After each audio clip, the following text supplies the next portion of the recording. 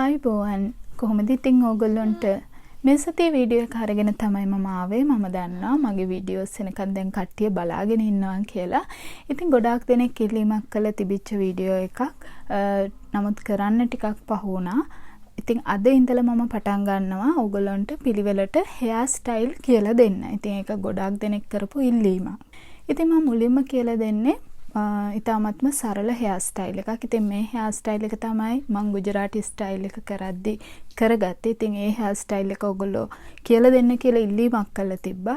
ඉතින් අද ඒ hair style එකේ මේ පහසු හෙයාර් ස්ටයිල් එකෙන්ම හෙයාර් ස්ටයිල් පාඩම පටන් ගමු. හෙයාර් ස්ටයිල් එකක් කරන්න කලින් අපි කොහොමද කියලා බලමු. අපේ හෙයාර් එක ඒ ස්ටයිල් එකට හැඩගස්ව ගන්න මුලින්ම සූදානම් කරගන්නේ. අපේ normal hair එක අපි hair style එකක් කරන්න කලින් හොඳින් shampoo කරලා හොද ගන්න ඕන. ඒකට හේතුව තමයි ඔළුවේ තියෙන තෙල්, එහෙම නැත්නම් කුණු දූවිලි, ඒ දේවල් අපි හිස කෙස් වලින් ඉවත් කරගන්න ඕන. ඉතින් ඒ නිසා මුලින්ම අපි hair එක shampoo කරගත යුතුයි. ඒ සඳහා ඕනම ඔයගොල්ලෝ භාවිතා කරන shampoo එකක් භාවිතා කරන්න පුළුවන්. නමුත් ෂැම්පු කරන් පස්සේ අපි හැමෝම දන්නවනේ කන්ඩිෂනර් කරන්න ඕන කියලා. හෙයාර් ස්ටයිල් එකකට හෙයාර් එක සූදානම් කරනකොට කන්ඩිෂනර් කරන්නේ නැහැ. ඒකට හේතුව තමයි කන්ඩිෂනර් එකකින් එන සිනිඳු බව, කියුටිකල් වහන එකනේ කන්ඩිෂනර් වලින් සිද්ධ වෙන්නේ. ඉතින් ඒ දේ කරගන්නේ නැහැ අපි හෙයාර් ස්ටයිල් එකක් කරද්දී. ඒ නිසා අනිවාර්යයෙන්ම ෂැම්පු කරාට කන්ඩිෂනර් කරන්න එපා හෙයාර් ස්ටයිල් එකක් කරද්දී. අපි හෙයාර් එක ෂැම්පු කරගත්තට පස්සේ අපි කන්ඩිෂනර් කරන්නේ නැහැනේ. ඊට පස්සේ අපි හෙයාර් එක වේල ගන්නේ බ්ලෝ ඩ්‍රයි කළා. ඉතින් මම ඉදිරි වීඩියෝ එකකදී කියලා දෙන්නම් කොහොමද නිවැරදිව බ්ලෝ ඩ්‍රයි එකක් කරගන්නේ කියලා. මේ හෙයාර් ස්ටයිල් එක ඉතාමත් සරල හෙයාර් ස්ටයිල් එකක් නිසා බ්ලෝ ඩ්‍රයි කිරීම අත්‍යවශ්‍ය වෙන්නේ නැහැ. නමුත් Canadian hair style, bridal hair style කරනකොට සාමාන්‍යයෙන් බ්ලෝ ඩ්‍රයි එකක් කරගන්න ඕන. ඊගාවට හෙයාර් ස්ටයිල් එකක් කරනකොට අපි අවධානය යොමු කරන්න ඕන කාරණේ තමයි මූණේ හැඩය. හෙයාර් ස්ටයිල් එක දාන කෙනාගේ මූණේ හැඩය අනිවාර්යයෙන්ම සැලකිලිමත් විය යුතුයි හෙයාර් ස්ටයිල් එකක් කරනකොට.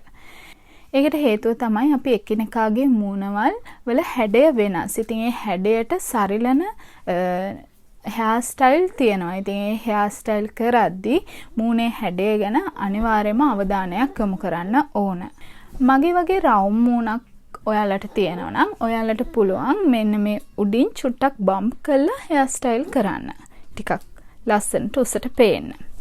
නමුත් ඔයාලගේ මූණ මේ ආකාරයේ කොටු හැඩයක් ගන්නවා නම්, එහෙම කොටු හැඩයක් ගන්නවා නම් අපි හෙයාර් ස්ටයිල් එක ටිකක් පල්ලෙහාට කළා දාන්න ඕන. මොකද ඒක උඩට කළා දැම්මට පස්සේ මේ මෙතන එන හැඩය වැඩියෙන් කැපිලා පේන්න බලනවා. ඊට පස්සේ ඕගොල්ලොන්ගේ මූණ ඕවල් හැඩයක් ගන්නවා නම්, එහෙනම් නැත්තම් බිත්තරයක හැඩයක් මූණ ගන්නවා නම් ඔයාලගේ හෙයාර් ස්ටයිල් එක පුළුවන් තරම් උඩට දාන්න එපා. එතකොට මූණ තව දික් වෙලා පේනවා. ඒ නිසා උඩට කළා දාන්න එපා. ඒගොල්ලෝ පුළුවන් තරම් මේ මැද හරියට වෙන තමයි හෙයාර් ස්ටයිල් එකක් අපි දාන්න ඕන. තව මූණ දිගයි නම්, මූණ කෙට්ටුයි නම්, ඒ මූණ පිරිපුන් බවක් පෙන්වන්න අවශ්‍යයි නම් කොණ්ඩේ උඩට දාන්න එපා. එතකොට උස නහයක් තියෙනවා නම් කොණ්ඩේ උඩට දාන්න එපා. ඒ දේවල් වලින් වෙන්නේ මූණ තවත් දිගට පෙන්වන්න එක. ඒ නිසා අනිවාර්යයෙන්ම අපි හෙයාර් ස්ටයිල් එකක් දාද්දී අපේ මූණේ හැඩය ගැන සැලකිලිමත් වෙන්න ඕන. මේ පාඩම් මාලාව ඉදිරියට කරගෙන යනකොට ඕගොල්ලන්ට පූර්ණ අවබෝධයක් ඒ ගැන ලැබේවි. ඒ නිසා දිගටම මාත් එක්ක එකතු වෙලා ඉන්න. එහෙනම් අපි බලමු මම ගුජරාටි ස්ටයිල් එකට කරගත්ත ලේසි හෙයාර් ස්ටයිල් එක කොහොමද මම කරගත්තේ කියලා. ඉතින් ඒ ගුජරාටි ස්ටයිල් එක වීඩියෝ එක ඔයාලා බැලුවේ නැත්නම් ඔයාලට පුළුවන් ඩිස්ක්‍රිප්ෂන් එකට ගිහිල්ලා ඒ වීඩියෝ එකත් නරඹන්න. හෙයාර් ස්ටයිල් එකක් කරනකොට අපිට ටේල් කෝම්බ් එකක් අවශ්‍ය වෙනවා. අපි ටේල් කෝම්බ් එකක් යූස් කරන්නේ හෙයාර් ස්ටයිල් එකේ සෙක්ෂන් බෙදා ගන්න. ඉතින් අපි බලමු කොහොමද කරගන්නේ කියලා. මෙන්න මේ විදිහට අපි ගන්නවා. මේ ටික මම සයිඩ් කරලා සෙක්ෂන් ක්ලිප් එකක් ගහගන්න.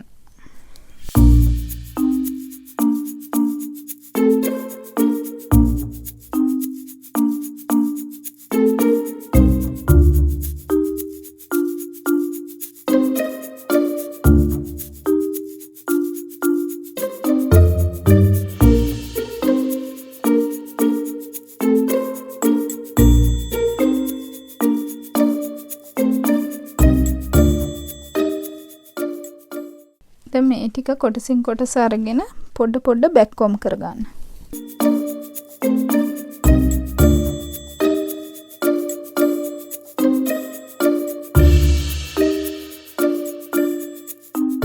ඊට පස්සේ ඒ ටික අරගෙන හොඳට ස්ප්‍රේ කරගන්න.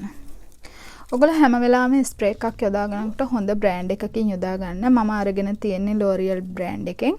ඒ වගේ හොඳ බ්‍රෑන්ඩ් එකකින් ගන්න නැත්නම් ඔයගොල්ලෝගේ කොණ්ඩේ කැඩි යන්න පුළුවන් මේ වගේ hair style කරද්දී.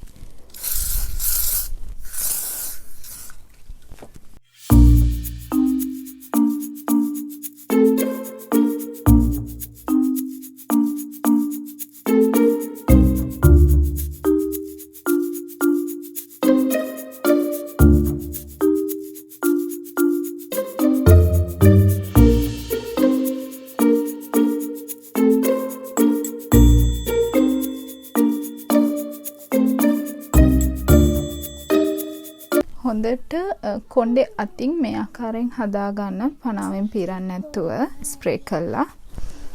කොයි වෙලාවෙත් hair style එක හදන්න ඕන. මෙන්න මේ tail comb එකේ තියෙන මෙන්න මේ tail එකෙන්.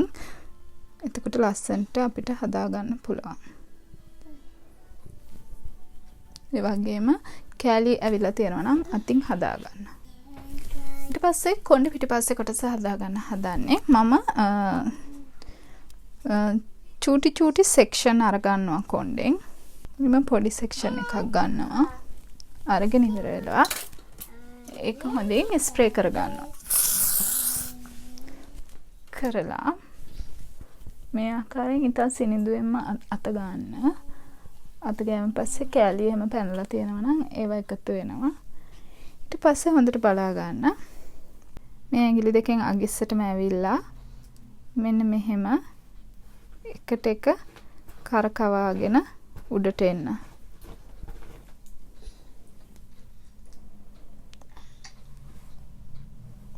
ඊට පස්සේ අපිට පුළුවන් පින් එකකින් රඳව ගන්න. පොඩි සෙක්ෂන් ගන්න. එතකොට අතේ කරකවන්න ලේසි ඇඟිලි දෙකේ.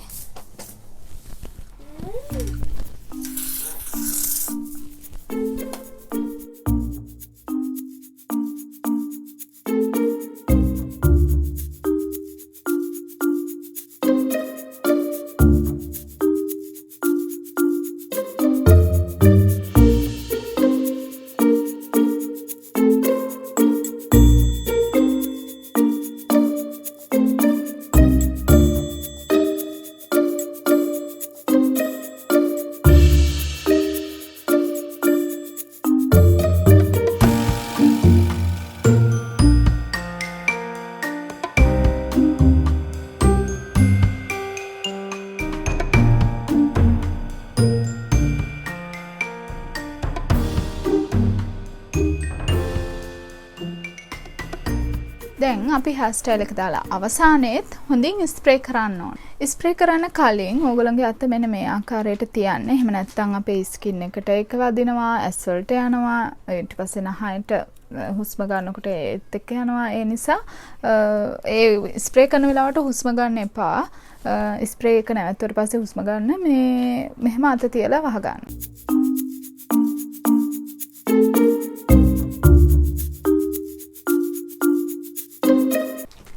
පස්සේ අවසාන වශයෙන් මේ ආකාරයෙන් පීරලා ක්ලීන් කරගන්න.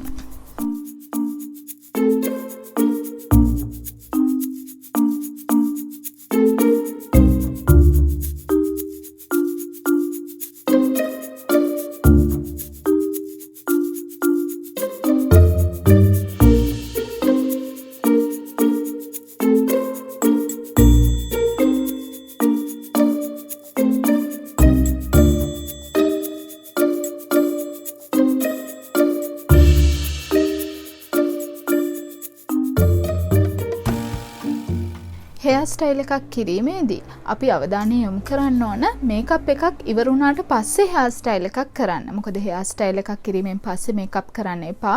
මේකප් එකකින් පස්සේ තමයි හෙයා ස්ටයිල් එකකට යන්න ඕන. එතකොට ලස්සනට මූණේ හැඩේ ඉස්මතු වෙන්න අපිට හෙයා ස්ටයිල් එක කරගන්න පුළුවන්. ඉතින් ඔන්න ඔය ආකාරයට තමයි ඔයගොල්ලන්ගේ හෙයා ස්ටයිල් එක අවසන් වෙන්නේ.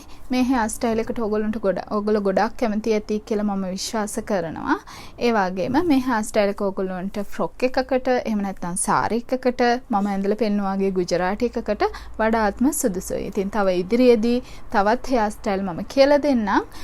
එහෙනම් ඉතින් මේ වීඩියෝ එකට කැමති නම් ඔයගොල්ලන්ට පුළුවන් ලයික් එකක් දෙන්න, කමෙන්ට් එකක් දෙන්න වගේම තව එක්කෙනෙක් එක්ක ෂෙයා කරගන්න. ලබන සතියේ තවත් මේ වගේ ලස්සන වීඩියෝ එකක් එක්ක හමු වෙමු. ගිහිල්ලා එන්න.